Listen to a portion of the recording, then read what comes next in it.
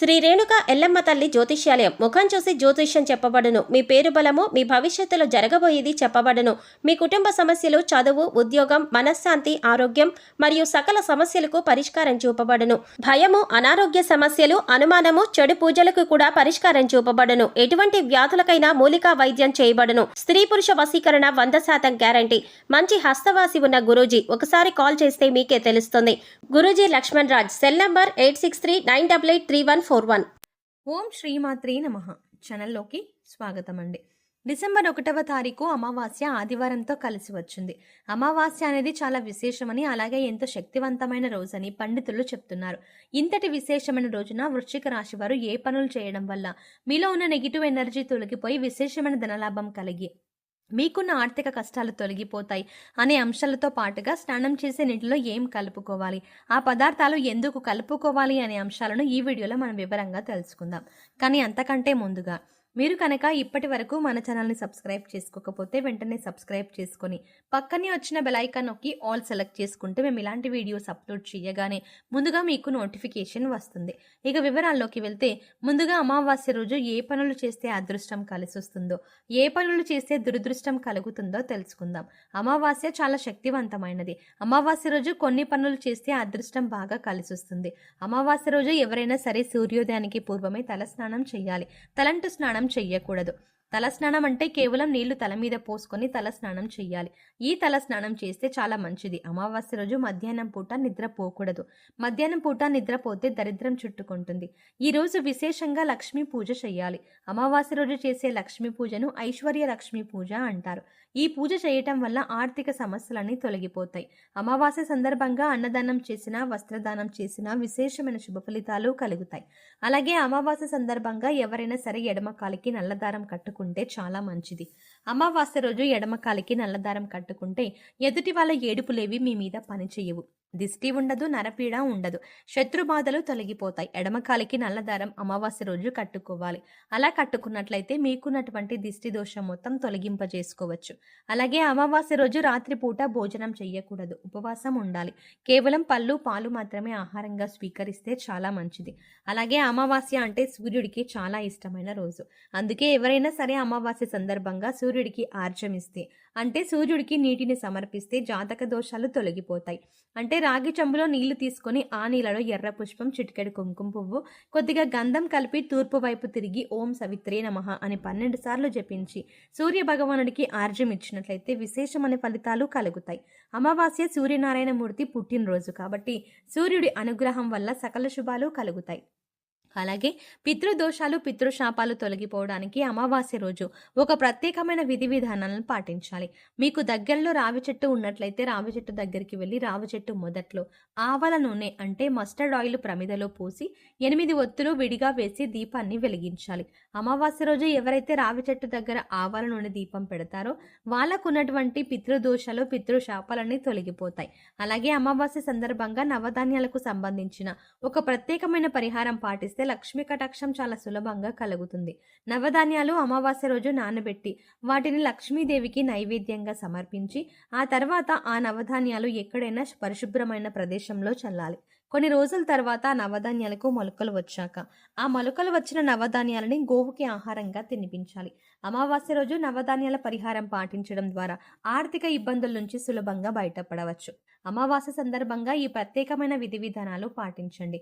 అమావాస్య రోజు కామ్యకర్మలేవి చెయ్యకూడదు. అంటే కోరిక కోరుకొని చేసేటువంటి కార్యక్రమాలు ఏవి కూడా చెయ్యకూడదు. ప్రధానంగా దానాలు చేయటం, నువ్వుల నూలలో అంటే నువ్వులను నీళ్ళలో వేసి దక్షిణ దిక్కుకు తిరిగి పితృదేవతలకు తర్పణాలు ఇవ్వడం, ఇలాంటివి చేస్తే పితృదోషాలు తొలగిపోతాయి. అమావాస్య రోజు అద్భుతమైన శుభ ఫలితాలు సిద్ధింపజేసుకోవచ్చు. అలాగే అమావాస్య రోజున బకెట్ నీళ్ళలో ఏది వేసుకొని స్నానం చేయడం వల్ల మీలో ఉన్న నెగిటివ్ ఎనర్జీ తొలగిపోతుంది. అలాగే ఈ పదార్థాల్లో బకెట్ నీళ్ళలో ఎందుకు కలుపుకోవాలి అనే అంశాలను ఇప్పుడు తెలుసుకుందాం. ప్రతి ఒక్కరు కూడా ఆ భగవంతుడి ఆశీస్సులు మాపై ఉండాలని, జీవితంలో గొప్పగా ఎదగాలని కోరుకుంటారు. మరి ఆ దిశగా అడుగులు వేసేందుకు తమ వంతుగా ప్రతిరోజు పూజ చేస్తూ ఉంటారు. పూజ చేసినప్పుడు ఫలితాలు వస్తాయా అంటే మనశ్శాంతి మాత్రం ఖచ్చితంగా వస్తుంది. ఫలితం వస్తుందా అంటే మాత్రం అది వారి పూర్వజన్మ కర్మ ఫలితం మీద కూడా ఆధారపడి ఉంటుంది. మరి అలాంటి కర్మ ఫలితాన్ని తగ్గించుకోవాలి అంటే ఏం చేయాలి అనే సందేహం మీకు రావచ్చు. మనం ఏదైనా పని చేస్తున్నాము అంటే ఖచ్చితంగా అది ఎందుకు చేస్తున్నామని తెలుసుకొని చేస్తే మాత్రం దానికి ఖచ్చితమైన ఫలితాలు దొరుకుతాయి.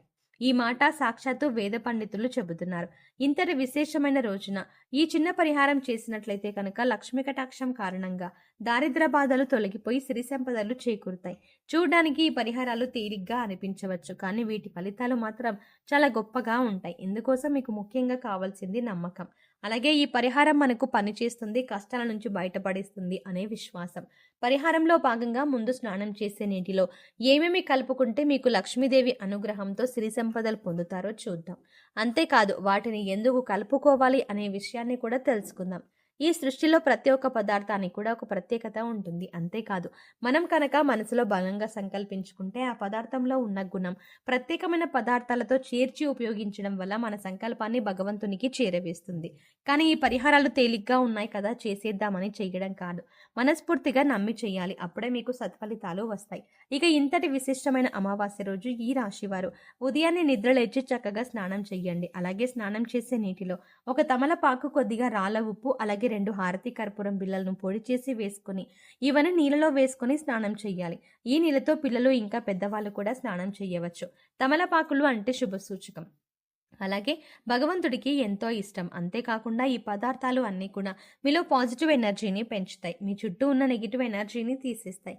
ఈ పదార్థాల నీళ్ళలో కలిపి స్నానం చేయడం వల్ల భగవంతుని అనుగ్రహాన్ని పొందుతారు. బకెట్ నీళ్ళలో ఒక తమలపాకును వేసి అరగంట తర్వాత స్నానం చేస్తే శరీరానికి మరింత స్వచ్ఛత లభిస్తుంది, ఒంట్లో ఉండే నెగిటివ్ ఎనర్జీ అంతా తొలగిపోతుంది. ఇక రెండో పదార్థం మనం నీళ్ళలో కలిపింది రాళ్ళ ఉప్పు. ఈ రాళ్ళ ఉప్పు నీళ్ళలో కలపడం వల్ల మనలో ఉన్నటువంటి నకారాత్మక శక్తి అనేది తొలగిపోతుంది, అంటే నెగిటివ్ ఎనర్జీ. వాస్తవానికి చెప్పాలంటే మనకు తెలియకుండా మన మీద ఒక రకమైనటువంటి నకారాత్మక శక్తి పనిచేస్తూ ఉంటుంది. ఇక ఇలాంటి నకారాత్మక శక్తి ఉన్నప్పుడు మనం చేసే పనుల్లో ఆటంకాలు రావడం, అలాగే ఆర్థికంగా కుంగిపోవడం ఇలాంటివన్నీ చేస్తూ ఉంటాం. ఇక ఈ నకారాత్మక శక్తి నుంచి బయటపడడానికి చిన్న చిన్న పరిహారాలు చేసుకుంటే సరిపోతుంది. దాన్ని తొలగించుకోవడానికి రాళ్ళ ఉప్పు మనకు ఎంతగానో సహాయపడుతుంది. ఇక మూడో పదార్థం మనం నీళ్ళలో కలిపింది కర్పూరం బిళ్ళలు. ఇలా 2 కర్పూరం బిళ్ళలను పొడి చేసి నీళ్ళలో కలపడం వల్ల మనలో దైవభావం పెంపొందుతుంది. దీని నుంచి వచ్చే సువాసన మనలో ఉన్న చెడు ఆలోచనలు తొలగించి ఆధ్యాత్మికం వైపు మనల్ని నడిపిస్తుంది. సో చూసారు కదండి, డిసెంబర్ 1వ తారీఖు అమావాస్యతో కలిసి వచ్చిన ఆదివారం రోజున ఈ రాశి వారు ఏ చిన్న పరిహారం చేయటం వల్ల వారి జీవితంలో ఉండే కష్టాలు, నష్టాలు అన్ని తొలగిపోతాయి అనే అంశాలతో పాటుగా అమావాస్య రోజు స్నానం చేసే బకెట్ నీటిలో ఏది కలుపుకొని స్నానం చేయడం వల్ల నెగిటివ్ ఎనర్జీ తొలగిపోయి ఆర్థికంగా అభివృద్ధి చెందుతారు అనే అంశాలు ఈ వీడియోలో మనం వివరంగా తెలుసుకున్నాం కదా. ఈ వీడియో మీకు నచ్చినట్టయితే లైక్ చేయండి. అలాగే మీ ఫ్రెండ్స్ అండ్ ఫ్యామిలీ మెంబర్స్లో ఎవరైనా వృశ్చిక రాశి వారు ఉన్నట్లయితే వారితో ఈ వీడియోని షేర్ చేసుకోవడం మాత్రం ఎట్టి పరిస్థితుల్లో మర్చిపోకండి. అయితే మీరు ఇచ్చే లైక్ మాకు ఎంతో సపోర్ట్ని ఇస్తుంది అన్న విషయాన్ని మర్చిపోకుండా ఖచ్చితంగా వీడియో నచ్చితే లైక్ చేసి మీ ఫ్రెండ్స్ అండ్ ఫ్యామిలీ మెంబర్స్కి షేర్ చేయడం మాత్రం మర్చిపోకండి. కానీ అంతకంటే ముందుగా మీరు కనుక ఇప్పటి వరకు మన ఛానల్ని ఇంకా సబ్స్క్రైబ్ చేసుకోకపోతే వెంటనే సబ్స్క్రైబ్ చేసుకోండి. అలాగే పక్కనే ఉన్న బెల్ ఐకాన్ని క్లిక్ చేసి అందులో ఉన్న ఆల్ అప్డేట్ని సెలెక్ట్ చేసుకోవడం ద్వారా మేము చేసే ప్రతి వీడియో అప్డేట్స్ మీ మొబైల్కి ముందుగా నోటిఫికేషన్గా అందుతుంది. మరో చక్కటి వీడియోతో మళ్ళీ కలుద్దామండి. ఓం శ్రీమాత్రే నమః.